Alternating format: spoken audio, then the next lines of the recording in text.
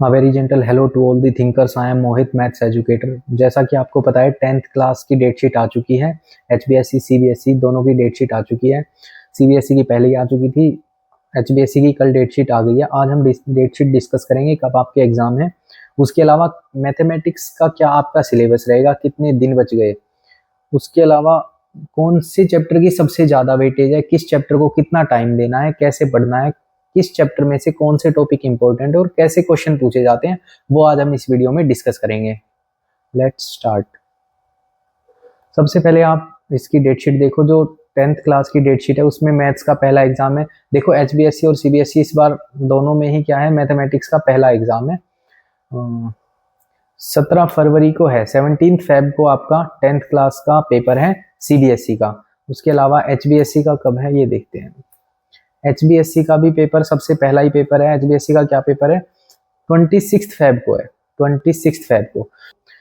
अगर आपने पूरे साल पढ़ा है और लास्ट में आके आपने ढील छोड़ दी तो मतलब फिर नहीं हो पाएगा। लेकिन किसी ने पूरे साल भी मेहनत नहीं करी, थोड़ा बहुत पढ़ा है लेकिन वो अब ज्यादा मेहनत कर लेगा तो ये मेहनत यहाँ पे रंग लाएगी, ये ज्यादा मेहनत रंग लाएगी। देखो अब सिलेबस दोनों में सेम रहेगा, CBSE HBSE में। तो सिलेबस डिस्कस करते हैं। देखो सबसे पहले नंबर सिस्टम, आपका 6 नंबर का नंबर सिस्टम आएगा। प्रॉपर 6 नंबर आपके फिक्स हैं। 6 नंबर आ सकते हैं, कोई बड़ी बात नहीं है। ये इजी चैप्टर पड़ता है, क्यों, इसमें से फिक्स क्वेश्चन है। देखो सबसे पहले यूक्लिड डिवीजन लेमा, इनका यूज होता है, ये थ्योरम आती नहीं है, इनका यूज होता है। LCM HCF पे एक फॉर्मूला जरूर याद रखना, HCF into LCM of two numbers, किन किन के, A और B के, वो बराबर किसके होते हैं, प्रोडक्ट ऑफ दो नंबर, दो नंबर के प्रोडक्ट के बराबर। ये फॉर्मूला 100% देख लेना, इससे क्वेश्चन आता ही आता है। उसके अलावा इरेशनल नंबर जैसे आते हैं ना, √2 को प्रूव करो, इरेशनल है। उसके अलावा तुमसे पूछ ले 3 + √2, इसको प्रूव करो, ये इरेशनलिटी पे क्वेश्चन जरूर आएगा आपका। हो सके तो 3 नंबर में आएगा, 2 में तो आएगा ही आएगा, ठीक है। उसके अलावा ये इसमें से ज्यादा क्वेश्चन आते नहीं है, ये 9th क्लास में ज्यादा था, पर ये 2 टॉपिक जरूर करना, एक तो ये और एक ये, इनमें से जरूर कर लेना। इसके अलावा जो हमारी फंडामेंटल थ्योरम है वो क्या कहती है, जैसे कंपोजिट नंबर जितने भी होते हैं उनको प्राइम फैक्टर्स की फॉर्म में लिख सकते हैं। एक बार देख लेना, LCM निकाल लेना, फैक्टराइजेशन सीख लो, ये अपने आप आ जाएगा, ठीक है।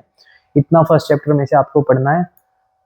उसके अलावा पोलिनोमियल, देखो अलजेब्रा की पूरी जो यूनिट है हमारे पास वो 20 नंबर की है। देखो इस पे बहुत फोकस करो, इससे काफी क्वेश्चन बनेंगे। पोलिनोमियल की मैंने वैसे वीडियो भी बनाई हुई है, हमारे चैनल पे है, पेयर ऑफ लीनियर इक्वेशन। इसकी चैप्टर की सभी की धीरे धीरे वीडियो डलेंगी आपके। ये जो चैप्टर अलजेब्रा यूनिट काफी इंपॉर्टेंट यूनिट है, पूरे 20 नंबर देके जाएगी। इसमें से 20 के 20, 20 आउट ऑफ 20 आपके सब क्या आ सकते हैं, अगर थोड़ी सी आप मेहनत करोगे, थोड़ी स्मार्ट वर्क करोगे। देखो पोलिनोमियल में हमें क्या पढ़ना है, पोलिनोमियल में हमें जीरोज ऑफ द पोलिनोमियल पढ़ना है, ठीक है। फिलहाल जीरोज कैसे निकालते हैं, क्वाड्रेटिक इक्वेशन में आप पढ़ लोगे जीरोज निकालना, तो यहाँ इतनी जरूरी नहीं है। यहाँ पे मेन जो जरूरी चीज है वो है ये रिलेशन बिटवीन, जैसे जो हम पढ़ते हैं ना, अल्फा प्लस बीटा के अंदर क्या रिलेशन है, -b/a होता है, अल्फा इंटू बीटा क्या होता है, c/a, ये चीजें इंपॉर्टेंट है। उसके अलावा ये क्यूबिक पोलिनोमियल में भी याद कर लेना, alpha plus beta plus gamma, फिर उसके बाद alpha beta plus beta gamma plus gamma alpha, alpha beta gamma किसके, ये सारी चीजें आपको पढ़ लेना है, ये जरूर आता है, ठीक है। डिवीजन एल्गोरिथम नहीं पढ़ना है आपको, ये आपका कट चुका सिलेबस में से, ना CBSE में आता और ना ही HBSE में आएगा। अगर pair of linear equation into variables, इसमें आप क्या करोगे, देखो pair of linear equation into है, सबसे इंपॉर्टेंट चैप्टर है। यहां से मैं जो क्वेश्चन बताऊं ना 100% आएगा, 100% क्वेश्चन आएगा। क्या, सबसे पहले कंसिस्टेंसी से क्वेश्चन 100% आता है, लिख लो। MCQ में तो आएंगे ही आएंगे, 1 या 2 क्वेश्चन आते हैं, एक क्वेश्चन तो 100% आता है, दूसरा आपके ऊपर डिपेंड है, आपकी किस्मत अच्छी हुई तो जरूर आएगा, ठीक है। उसके अलावा देखो इसमें कंसिस्टेंसी पे क्वेश्चन कैसे आते हैं, जो हम पढ़ते हैं ना, A1/A2, B1/B2, B1/B2, C1/C2, देखते हैं इनमें क्या रिलेशन होती है, पैरेलल लाइन, कोइंसिडेंट लाइन, ये सारी चीजें हमें पढ़नी है, ठीक है। वर्ड प्रॉब्लम में आ गई लैंग्वेज प्रॉब्लम। लैंग्वेज प्रॉब्लम मतलब कोई भी लैंग्वेज दे रखी है, उसको आपको पहले तो ब्रेक डाउन करना है किसमें, लीनियर इक्वेशन में, पेयर ऑफ लीनियर इक्वेशन में। फिर और लीनियर इक्वेशन को सोल्व करने के 3 तरीके होते हैं। ग्राफिकल मेथड भी अच्छे से पढ़ लेना, graphical method, elimination method, substitution method. इसके अलावा आपको इसमें कुछ नहीं पढ़ना, ठीक है। A1/A2, B1/B2, C1/C2, ये जरूर याद कर लेना। जैसे फॉर एग्जाम्पल ये नॉट इक्वल है तो क्या हो गई, इंटरसेक्टिंग लाइंस, कंसिस्टेंसी, इनकंसिस्टेंसी, और ये सब चीजें पढ़ लेना। उसके अलावा रूट्स कैसे होते हैं, मतलब कंसिस्टेंट में क्या होते हैं, यूनिक हो सकते हैं, इनफाइनाइटली मैनी हो सकते हैं, जब नो सॉल्यूशन होते हैं तो क्या होती है, ये सारी चीजें आप पढ़ लेना, ठीक है। मतलब इसके साथ साथ हम चैनल पे वीडियोस भी आपको प्रोवाइड करा देंगे हर चैप्टर की, तो आप वहां से भी पढ़ सकते हैं। कुछ चैप्टर की तो हमने कर दी है, बाकी कुछ चैप्टर की अपकमिंग वीडियोस हैं तो वो अपलोड हो जाएंगी। क्वाड्रेटिक इक्वेशन, क्वाड्रेटिक इक्वेशन में ज्यादा नहीं पढ़ना आपको, सिर्फ 2-3 मेथड पढ़ने हैं। क्या है? सबसे पहले क्वाड्रेटिक इक्वेशन, क्वाड्रेटिक पॉलिनोमियल भी हम पढ़ के आए हैं, तो इसमें हमें सॉल्यूशन पढ़ना है बस। स्प्लिट द मिडल टर्म एक मेथड ये हो गया। दूसरा मेथड इसी को फैक्टर करके मेथड भी बोलते हैं, फैक्टर बना लेते हैं लास्ट में दो और फिर उसको सोल्व कर देते, तो ये भी होता है। उसके अलावा हमारे पास एक होता है complete square method, completing square method, ये भी आप पढ़ना है। तीसरा, ये तो चलो आप स्किप कर सकते हो कंप्लीटिंग स्क्वायर मेथड, ये इतना इंपॉर्टेंट नहीं है, लेकिन जो सबसे इंपॉर्टेंट है वो है डिस्क्रिमिनेंट रूल। डिस्क्रिमिनेंट रूल आपको पढ़ना ही पढ़ना पड़ेगा। डिस्क्रिमिनेंट रूल देखो, पूरा चैप्टर एक ही चीज पे डिपेंड कर रहा है, डी पे कर रहा है, ठीक है। इस डी को आपको पढ़ना है। डी क्या होगा? डी लेस देन 0 होगा, D equal to 0, D greater than 0। क्या होगा? क्या क्या कंडीशंस फॉलो होंगी? नेचर ऑफ रूट्स, मतलब कब यूनिक रूट होंगे, कब 0 होंगे, ठीक है, कब इक्वल रूट्स होंगे, ये सारी चीजें आपको पढ़नी है जब आप इस डी को, तो इसमें से आपको एक ही चीज पढ़नी है बस, डिस्क्रिमिनेंट ज्यादा पढ़ना है। ये मेथड जो है ना, मिडल स्प्लिट टर्म्स, ये आप पॉलिनोमियल में भी पढ़ चुके हो, ठीक है, तो ज्यादा फोकस नहीं, बस इस पे ध्यान रखो। इससे क्वेश्चन आते आते हैं। अब इनसे क्वेश्चन ऐसे डायरेक्ट तो नहीं पूछेंगे, एचबीएससी में डायरेक्ट पूछते हैं, लेकिन सीबीएसई में कैसे पूछते हैं? सीबीएसई में इस टाइप से क्वेश्चन पूछ लेंगे कि भाई बताओ कि ऐसा दे रखा है तुम्हें कि क्या बोलते हैं, डिस्क्रिमिनेंट मतलब इक्वल रूट्स हैं, इक्वल रूट्स 0 है तो इसकी वैल्यू बताओ, कुछ दे रखा होगा उसमें, p दे रखा होगा, इसकी वैल्यू बताओ, ऐसे दे रखे होगे x square P x plus something कुछ, ठीक है। तो इस टाइप के क्वेश्चन आते हैं, तो ये टाइप आई होप आप कर लोगे जब आप समझ लोगे इन चीजों को, मैकेनिज्म आप समझ लोगे। अर्थमेटिक प्रोग्रेशन, इससे केस स्टडी आएगी, केस स्टडी आती है इससे, इस चैप्टर से केस स्टडी आती है, ठीक है। इसमें कुछ ही 2 ही फॉर्मूले, टोटल 2 फॉर्मूले, ए एन क्या होता है, a plus n minus 1 into d, एक क्या होता है एस एन, एस एन क्या होता है N by 2 A plus A N, मतलब ए एन को हम लास्ट टर्म भी बोलते हैं, एल भी बोल देते हैं, ठीक है, यही होती है। ये 2 चीजें पढ़नी है। उसके बाद एप्लीकेशन पे मोर फोकस करना, ज्यादा फोकस आपका इसके एप्लीकेशन पे होता है, इससे केस स्टडी ज्यादा आती है। और मैं हमारी तो होप यही है कि इससे केस स्टडी आएगी, तो ज्यादा लैंग्वेज प्रॉब्लम ज्यादा पढ़ो इस चैप्टर में, अर्थमेटिक मीन में, अर्थमेटिक प्रोग्रेशन में। कोऑर्डिनेट ज्योमेट्री, कोऑर्डिनेट ज्योमेट्री में क्या आपको पढ़ना है? डिस्टेंस फॉर्मूला पढ़ना है, section formula, area of triangle. Area of triangle नहीं है आपका, एरिया ऑफ ट्राइंगल नहीं है, एरिया ऑफ ट्राइंगल को छोड़ के ये पढ़ लो। एरिया ऑफ ट्राइंगल ज्यादा आता नहीं है, ठीक है, आपके सिलेबस में है नहीं area of triangle. Distance formula और सेक्शन फॉर्मूला पढ़ना है। डिस्टेंस फॉर्मूला एक सिंपल होता है, प्लस समथिंग, इसका स्क्वायर इसका स्क्वायर। सेक्शन फॉर्मूला भी होता है, 2 सेक्शन फॉर्मूला के साथ साथ मिड पॉइंट पढ़ लेना, मिड पॉइंट पढ़ना बहुत जरूरी है। उसके अलावा पैरेललोग्राम, देखो सब पढ़ लो, स्क्वायर की क्या प्रॉपर्टी होती है, रेक्टेंगल की क्या प्रॉपर्टी होती है, ये सब यूज आते हैं कि आपको कोऑर्डिनेट दे दिए, बताओ कि भाई क्वाड्रिलेटरल को पहचानना है, मतलब आइडेंटिफाई द फिगर, इससे एक क्वेश्चन आता है आइडेंटिफाई द फिगर, फिगर को आइडेंटिफाई करो, ये क्वेश्चन आता है। उसके अलावा सेक्शन फॉर्मूला हो गया। उसके अलावा पैरेललोग्राम जरूर याद कर लेना। इसमें पैरेललोग्राम की एक प्रॉपर्टी मैं बता भी देता हूँ, मोस्ट इंपोर्टेंट प्रॉपर्टी है, कोई भी जो पैरेललोग्राम होता है उसके जो दोनों डायगोनल्स होते हैं उनका मिड पॉइंट सेम होता है, इससे आते हैं, इसका मिड पॉइंट इससे आते ही है, क्वेश्चन 100% आता है, देखना सीबीएसई में आएगा भी और एचबीएससी में भी जरूर आएगा, आइडेंटिफिकेशन ऑफ फिगर आएगी या कुछ भी आएगा, लेकिन आएगा जरूर, और इससे तो केस स्टडी भी आ सकती है, ठीक है। तो बेसिक पर्पस दोनों एपी और कोऑर्डिनेट ज्योमेट्री से वो भी आ सकती है केस स्टडी। ये हमारा नेक्स्ट चैप्टर है ट्राइंगल। ट्राइंगल चैप्टर देखो, ट्राइंगल चैप्टर सबसे इंपॉर्टेंट चैप्टर हमारा 15 नंबर का है, देखो ट्राइंगल सर्कल, ठीक है। ट्राइंगल सर्कल के बाद हमारा है कंस्ट्रक्शन, कंस्ट्रक्शन हमारा है नहीं, कंस्ट्रक्शन हमारा नहीं है, इसको बेशक छोड़ दो, अभी फिलहाल इस पे आ जाओ ट्राइंगल पे। ट्राइंगल में आपको सिमिलैरिटी पढ़नी है अच्छे से, सिमिलैरिटी। ट्राइंगल चैप्टर में एक मैं ऐसा टॉपिक बता रहा हूँ आपको, वो 100% पेपर में आता है, ये भी 100%, कुछ चीजें फिक्स हैं, आती है भाई, 75 to 80% तो आप मान के चलो, जो मैं वीडियो में टॉपिक्स बता रहा हूँ ना, इसमें से आएंगे ही आएंगे, ठीक है। बीपीटी 100% आती है, या बीपीटी नहीं तो कन्वर्स ऑफ बीपीटी, ये भी ये आता है, इसके साथ साथ इस पे क्वेश्चन आते हैं ऐसे कि भाई ये दे रखा है, कुछ ये दे रखा है, ये नहीं पता ये दे रखा है, तो ऐसे टाइप के क्वेश्चन ये जरूर करने हैं आपको। सिमिलैरिटी रूल, सिमिलैरिटी रूल क्या क्या होते हैं, ए होते हैं, एंगल एंगल होता है, और क्या होता है साइड एंगल, साइड मतलब साइड्स का कॉरस्पॉन्डिंग साइड्स का रेशियो इक्वल, और एंगल उनके बीच का जो एंगल है वो एंगल इक्वल, ठीक है, जिन जिन साइड्स का रेशियो इक्वल है। तो इस टाइप से क्वेश्चन आएंगे, ये जरूर याद कर लो। इसमें मैं आपको ट्रिक बताऊंगा, एक वीडियो अपकमिंग वीडियो में इसकी ट्रिक बताऊंगा कैसे इसको सोल्व करते हैं, पूरे ट्रायंगल चैप्टर के बारे में बताएंगे। बीपीटी मोस्ट इंपोर्टेंट है, बीपीटी जरूर पढ़ेंगे, ठीक है। उसके आगे आगे आ जाओ। सर्कल, सर्कल चैप्टर में कुछ नहीं है। सर्कल चैप्टर देखो इजी चैप्टर है, इजी चैप्टर है। बच्चे ज्योमेट्री को बहुत हार्ड मानते हैं, लेकिन ज्योमेट्री आपको नंबर दिलाएगी। ज्योमेट्री कैसे नंबर दिलाएगी देखो, सर्कल में क्या पढ़ना है, कुछ नहीं है। सर्कल, एक सर्कल की पहले टर्मिनोलॉजी समझ लो, टेंजेंट क्या होता है, रेडियस क्या होती है, सेंटर क्या होता है, कोड क्या होती है, ठीक है, ये सारी चीजें। उसके अलावा टेंजेंट, एक चीज हमेशा याद रखना, टेंजेंट और रेडियस क्या होती है, परपेंडिकुलर। ये थ्योरम भी है एक छोटी सी, इसको याद भी कर लेना, क्योंकि शॉर्टेस्ट डिस्टेंस होता है, इससे हम प्रूफ करते हैं इसको।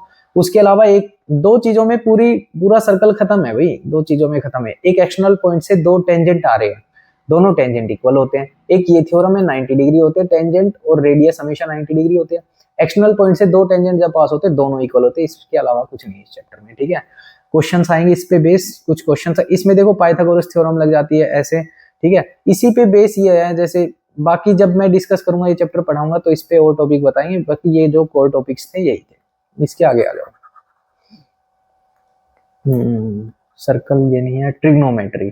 अब ट्रिग्नोमेट्री में देखो, ट्रिग्नोमेट्री से एक ही चीज याद रखो, राइट एंगल ट्राइंगल, हमेशा राइट एंगल। जिस थीटा दे रखा है ना, इसी थीटा के रेस्पेक्ट में परपेंडिकुलर होता है, बेस होता है, हाइपोटेन्यूस, ये सारी चीजें इनके क्या बोलते हैं, पंडित बद्री प्रसाद हर हर बोले, हर हर बोले। तो ये याद रख लो, ये साइन थीटा होता है, ये कोस थीटा।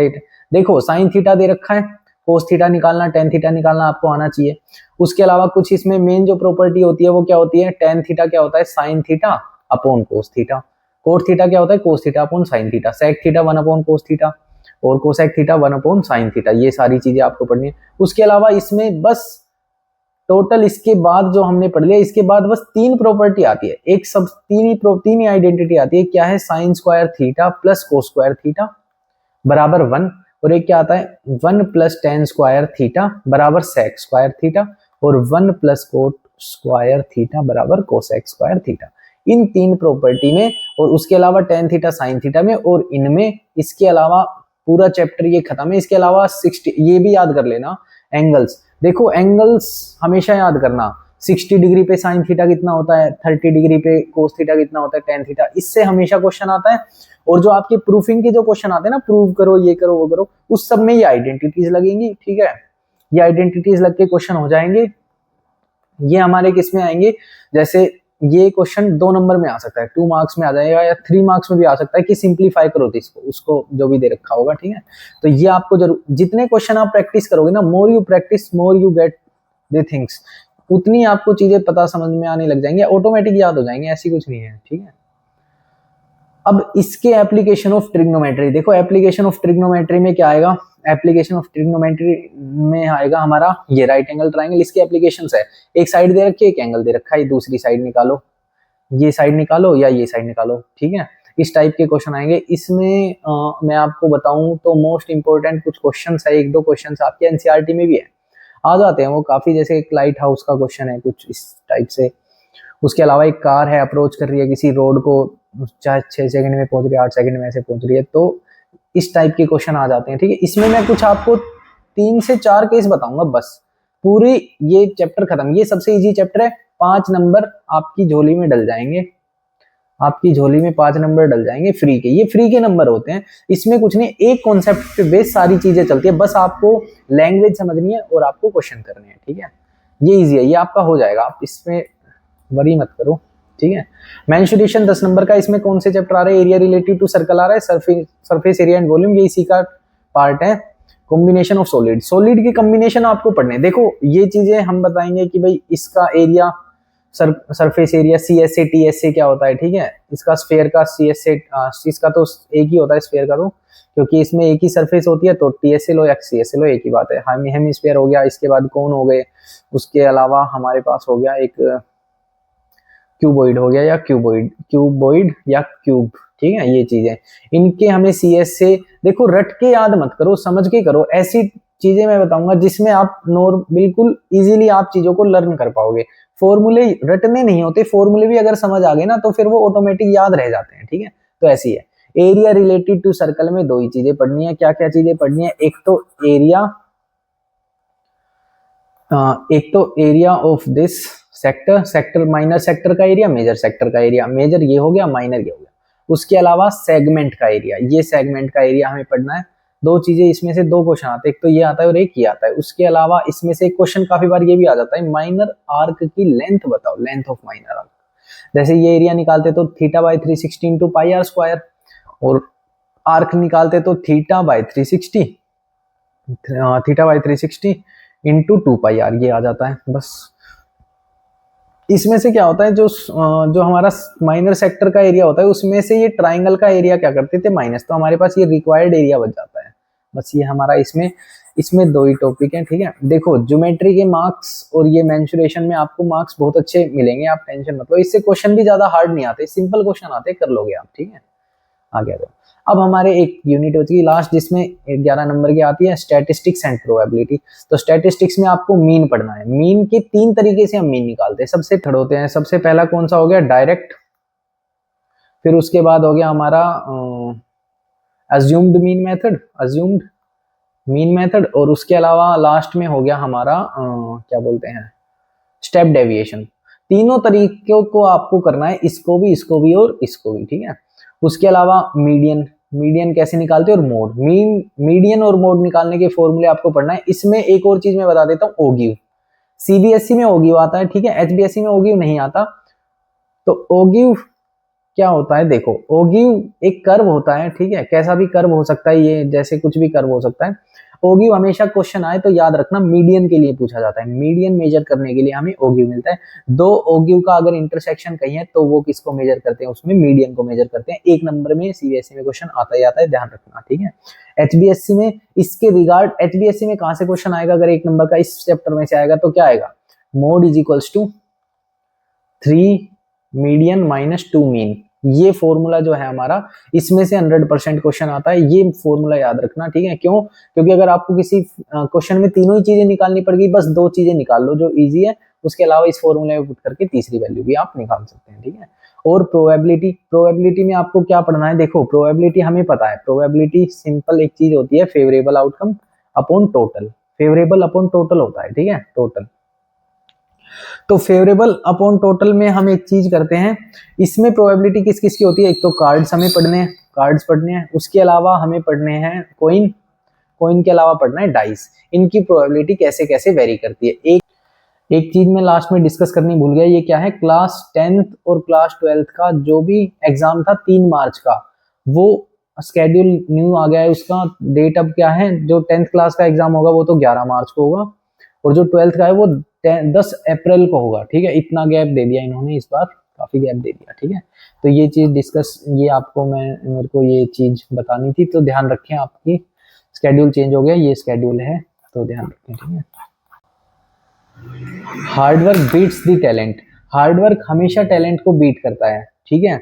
जितना हार्डवर्क करोगे उतना ही बेहतर आपका रिजल्ट आएगा। यही टाइम है अपने आप को प्रूव करने का, दूसरों को प्रूव करने का, ठीक है।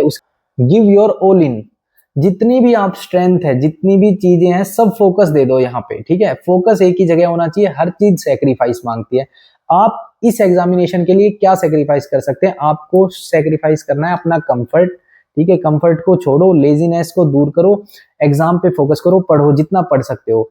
कम यही है कि मैक्सिमम आस दो अपनी स्टडीज को, बाकी सोशली होना थोड़ा बंद कर दो, फिलहाल थोड़ा आइसोलेट हो जाओ, क्योंकि ज्यादा चीजें आपके दिमाग में जाएंगी तो ज्यादा उस चीज के बारे में सोचोगे, तो बेटर है कि अपने आप को आइसोलेट करो, पढ़ाई के प्रति अपने आप को समर्पित करो। बस इसी के साथ all the very best for your examination.